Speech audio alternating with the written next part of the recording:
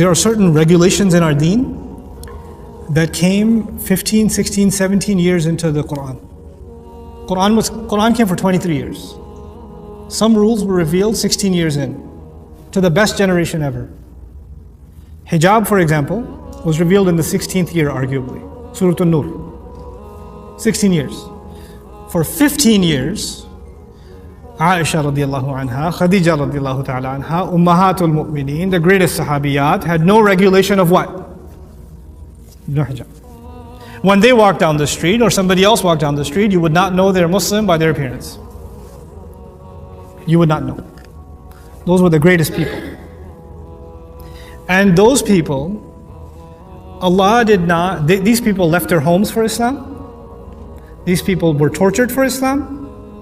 These people went into war for Islam. They starved for Islam. But they didn't have a hijab on yet.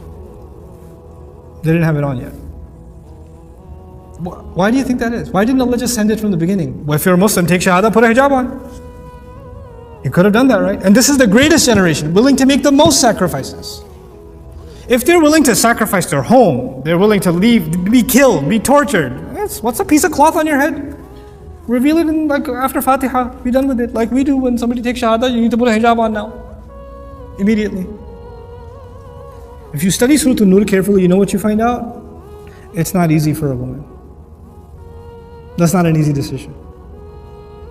Some things are easier than others. Some things take time. Allah took His time giving that revelation. We don't take our time easing somebody into things. We want it on them right away, immediately. The hukum is the hukum, I agree. The regulation is the regulation. But study some seerah. Understand how the Quran came. The Quran is not just a book of rules. It encapsulates the legacy of our Messenger sallallahu alaihi wasallam. How is Islam given? It's not just the rules. How were those rules given? How do you put them inside somebody's heart, not just on their head? How do you do that? And by the way, when you try your way, force your girls, force somebody, what happens? What happens? 1 year, 6 months, 2 months, 2 weeks, and then they take it off and they'll never put it on again now because you forced it the first time. And it reminds them of how forced they felt the first time. So even though they say I should wear it, it just reminds me of the arguments I used to have and I feel bad and I don't want to wear it. Backfires. Allah's way works, our way doesn't. Our way doesn't. We just want to mold people into a certain image. Allah changed hearts way before He changed behavior. Way before He changed behavior. This is important to understand. We're living in a time where Muslims are very far from Islam.